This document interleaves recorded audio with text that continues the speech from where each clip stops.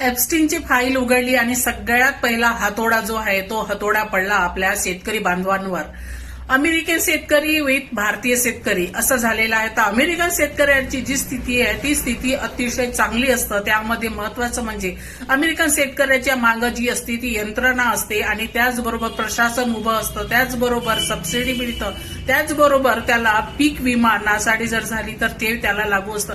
पण भारतीय जर शेतकऱ्याची स्थिती बघितली ही त्याहीपेक्षा उलट आणि अतिशय विदारक आहे म्हटलं तरी चालेल. कारण की हवामानाने नासाडी जर झाली तर येथील शेतकऱ्यांना काय मिळतं हे तुम्हालाही माहित आहे. एकदम कमी पैसा दिला जातो किंवा दिलाही जात नाही. इथे पीक विमा नाही आहे, त्याचबरोबर यंत्रणा तर मुळीच नाही आहे.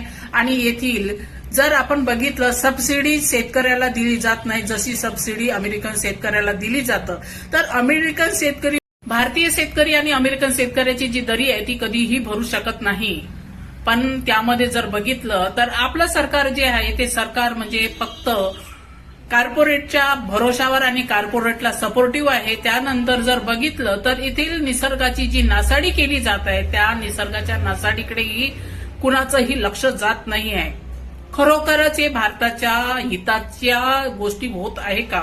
हितासाठी ह्या साऱ्या घटना घडत आहेत का?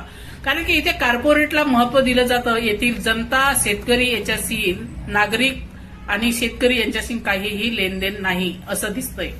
त्याचबरोबर जर बघितलं तर आज आपण जिथे नोकरी करत आहोत आणि उद्या आपल्याला भाकरीसाठी नोकरी न करायला लागेल. कारण की त्रस्त झालेला शेतकरी जेव्हा आपल्या जमिनी कर्जापोटी विकेल तर तेव्हा घेण्यासाठी त्याचे आपल्यासारखा कोणी कास्तकार नसेल तर कॉर्पोरेट असेल.